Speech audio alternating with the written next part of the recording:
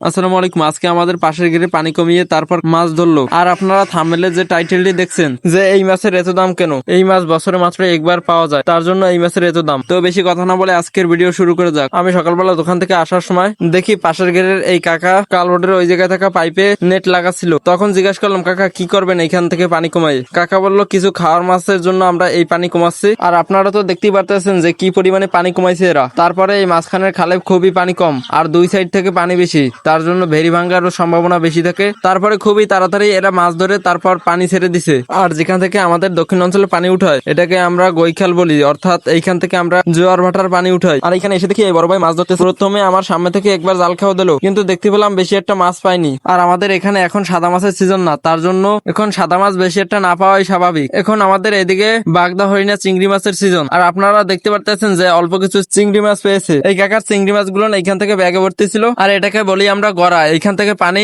সেকে উঠানো হয় যেন এই গৈখাল থেকে কোনো মাছ বের না হয়ে যায়, এবং পানি উঠানোর সময় যেন ছোট ছোট মাছের পোনা যেন খাল থেকে উঠতে পারে, তার জন্য এই গড়া দেওয়া হয়। আর এখানে এসে দেখি এই ভাই নেটটি ঝাড়তেছিল। নেটে মনে হয় অনেকগুলো মাছ বেঁধেছে। আর এই নেট পাইপে বেঁধে দেওয়া হয়েছে, যেটা আমি প্রথমেই বলছি। তারপরে এই ক্যারেটটি এই ভাইয়ের কাছে দেওয়া হয়েছে যেন মাছগুলো এই ক্যারেটের মধ্যে থুইতে পারে। আর এইখানে তো পানির স্রোত অনেক, আপনারা দেখতেই পাচ্ছেন। পানির স্রোতের কারণে এখানে দাঁড়ানো যায় না। আর কালবোর্ডটাও অনেক বড়, আপনাদের ভিডিওতে দেখাতে পারিনি, তার জন্য আন্তরিকভাবে দুঃখিত। আর এইখানে এই ভাইয়ের মোটামুটি ক্যারেটের মধ্যে মাছ ঢালা প্রায় শেষ, তার জন্য ভাই ক্যারেটটি উপরে উঠিয়ে দিয়েছিল। আর ওই কাকা মাছগুলো উপরে উঠিয়ে মাছগুলো এই জায়গায় থুইছে। তারপরে আমি জাকিয়ে মাছগুলো দেখতেছিলাম যে মাছগুলো কিরকম। আর এখন যে মাছগুলো দেখতে পাচ্ছেন যে আমি এই মাছটা ধরেছি, এই মাছটা হয়েছে আপনার দায়িত্ব মাছ, যেটা আমি বলছিলাম যে থাম্বনেলে যে এই মাছের এত দাম কেন। এই মাছের বিশেষত্ব হলো এই মাছ বৈশাখ থেকে জ্যৈষ্ঠ মাসে আমাদের অঞ্চলে খাল থেকে পানির সাথে উঠে। আর এই মাছগুলো হলো রাক্ষসী মাছ। এই মাছগুলোর বাগদা চিংড়ির পোনা খুবই পছন্দ, তার জন্য এই পোনা মাছগুলো খেয়ে থাকে। আর এখানে আমি একটু বাড়ি যাচ্ছিলাম যে আমাদের ওই কাকাদের আমাদের কোদালটি তাদের একটু প্রয়োজনে লাগবে, তার জন্য আমাকে বলে যে একটু কোদালটি নিয়ে এসো। আর এখানে আমি কাছে নিয়ে আসছিলাম, কারণ আমাদের এইখানে বেরিতে প্রচুর পরিমাণে ঘাস আছে, আমাদের গরুর জন্য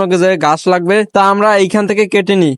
আপনারা তো দেখতেই পারতেছেন যে কি পরিমাণে ঘাস হয়েছে আমাদের ভেড়িতে। আর এইখানে আপনাদের সাথে মজা করতে করতে এক হাত থেকে ক্যামেরা আর অন্য হাত দিয়ে কাছে দিয়ে এক মুঠো ঘাস কাটার চেষ্টা করছিলাম, কিন্তু 3 থেকে 4টি ঘাস আসছে আমাদের হাতে। এরকম ভাবে আসলে এক হাত দিয়ে ঘাস কাটা যায় না। তারপর আমার ঘাসগুলো কাটা শেষ হলে আমি ঘাসগুলো বস্তা ভর্তি করে অন্য জায়গায় কাটা অনেকগুলো ঘাস ছিল, তার জন্য সেই জায়গায় বস্তাটি নিছি। তো এখন আমাদের বাড়ি যেতে হবে। সবাই ভালো থাকবেন, সুস্থ থাকবেন, আর আমাদের জন্য দোয়া করবেন। আসসালামু আলাইকুম।